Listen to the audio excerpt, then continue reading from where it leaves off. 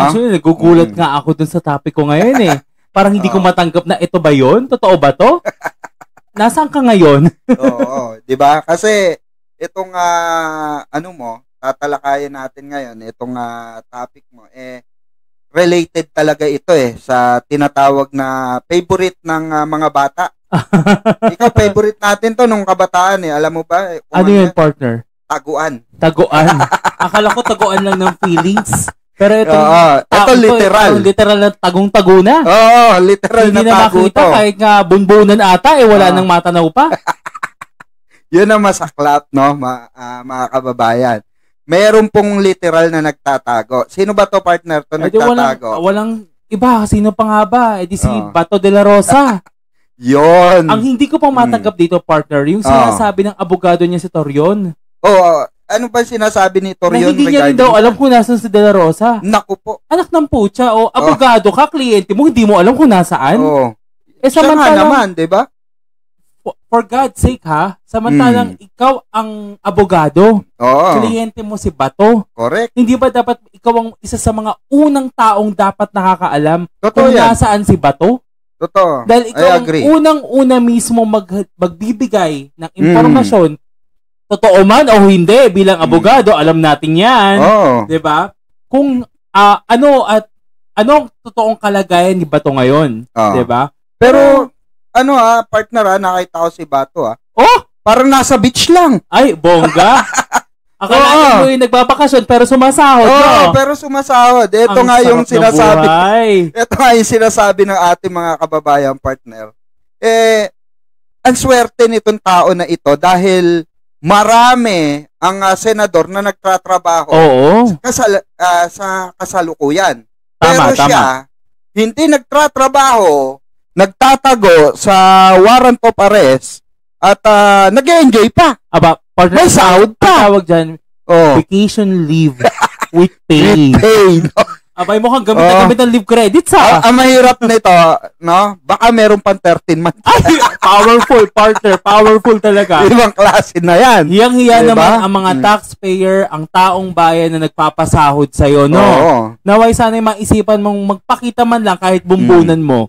Kaya nga partner sabi nga nung mga ibang commentator dun sa video na in-upload ni Bato, ang kapal daw ng mukha niya, dapat nga raw, supposed to be, siya daw dapat ang walang sahod.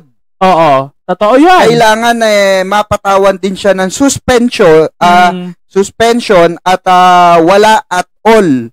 Hanggat hindi nagpapakita sa Senado at nagtatrabaho, dapat wala daw sahod ito. Diyos mio, partner, kung sa corporate nga, 4 na araw lang, awol ka na. Awol ka na. Ito, 1 month ang mahigit, diba? Masahod ka pa.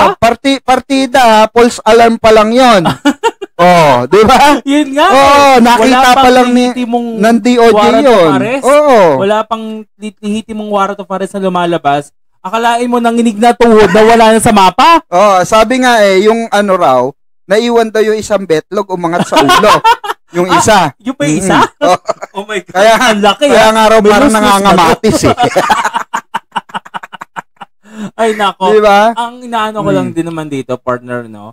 Parang gusto niya daigin si Dora Gastadora gusto niyang kabugin, kumbaga. Pero hindi ako naniniwalang makakabog niya. Ibang level nun. Ibang level si Lustay Kumbaga si Lustay kasi pang international, ito pang local. Pang local pageant lang. Baka magulat kami, nasa Boracay ka pa ngayon, diba? Baka mamaya na ipag-party-party ka. Oo nga, Huwag ka sana makunan dyan, no? Baka sugurin ka ng taong bayan dyan. Hindi. Sigurado naman ako, partner, kung sakali makikipag-party-party to, nasa VIP lounge. Hindi magpa-public to, partner. Bakit di ba chickboy to? Hindi tayo sure. Malay mo naman, parang si rin, bumoboto. Sa bagay, di ba? Bottom, rin, no? Nako. Mahirap na magsalita. Matigas sa harap ng camera, pero may ilalambot din naman. Yun pala, no? May eme rin. Mahilig pala sa matigas. Naku, patay tayo dyan. Hindi pala literal na bato kung gano'n, no? Mapagpanggap. Kasi totoo naman mapagpanggap, partner Kasi imagine mo wala pa yung chismis about sa warrant of arrest. Ang daming sinabi. Ang daming patama. Ultimo si former Senator Trillanes.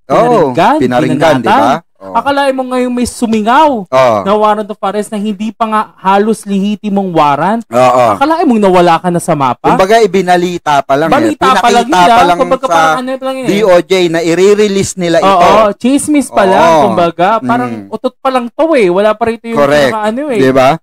Pero pinaghandaan na. Oo. Nauna pang mawala Kaya nga Napanood ko nga yung interview, partner, ni Senator Ping. Dun sa Senate, na in-interview siya at nakausap daw niya, nag-message sa kanya si Bato. Ibre-break daw, partner, yung record ni Senator Ping. Ng pagtatago. So, decidido na talaga pala na maging most wanted siya. So, yun na talaga ang plano. Ito nga, partner isa sa mga nakikisaw-saw sa issue na to ni Bato is si Harrieta. Ano sabi? Ito si Harrieta naman, ang sinasabi niya is, wag daw siyang lumabas. Wag daw siyang papakidnap. Wag niya daw hahayaan na makidnap rin daw siya kagaya ng tatay nilang karton. Yan ang mahirap sa mga didilis talaga. Bobo, literal. Napaka-literal na bobo. Totoo yan, sinabi mo. I agree. Kasi, unang-una, paano mo masasabing kidnap? Diba? Nakita sa publiko Exactly. Paano kidnap yun? Ang sinasabi nila, nung ibang partido ng mga Duterte, tahasan daw at hindi raw lihitimo yung warrant na pinresent. Ano yung joke lang? Kumbaga, dinadivert nila sa negatibong pananaw para minamind conditioning ang taong bayan, ang mga Pilipino na labag sa batas ang ginawa. Labag daw sa konstitusyon dahil wala na raw tayong Kung pagbabasihan natin ang Constitution, kung pagbabasihan natin ang batas, alam natin at alam yung mga bobo kayo na nasa batas at nasa Constitution pa rin ng Pilipinas yung time na nagawa at nangyari ang EJK. Correct. So, paano nyo masasabing labag sa batas? Correct. At nasa diba? Nasa pa tayo? Under pa tayo. During the time, diba? Bago pa kumalas ang Pilipinas sa ICC. Na-file na yung case. At nung na-file yung case, yung kasong pinagmulan nun is nangyari within the time kung saan sa Rome Statute din tayo. Tama. So, ang tanong ko lang sa inyo, dati ba kayong bobo o dati kayong tanga? Which is which? Pwede rin naman inutil Pwede rin utak lamok. Diba? Pwede rin utak munggo, durug pa. Diba? Misa daw ng tatay nila yung munggo. Balak nga daw nila itong ipagluto niya yung tatay nila. Diba? Bakit? Sa bagay. May katunog yan munggo? Yung go.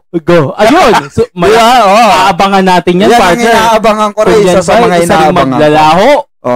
O isa rin magyayabang bago maglaho. Ako, malakas ang pakiramdam ko sa China, nito? Takbuhan nito. Panigurado naman, partner. Nasa apelido Go here. Go here in China. You're very welcome. Ikaw katako Ikaw ake putari ito China. Kaya kung mabalik man din tayo kay Attorney Torion, Attorney, saan nanggagaling yung kapal din ng mukha mo para sabihin yung mga bagay na yan, Na sabihin mong hindi mo alam, wala kang impormasyon kung nasaan si Senator De La Rosa. Correct. Despite the fact na ikaw ang abogado niya at nakakaalam mo.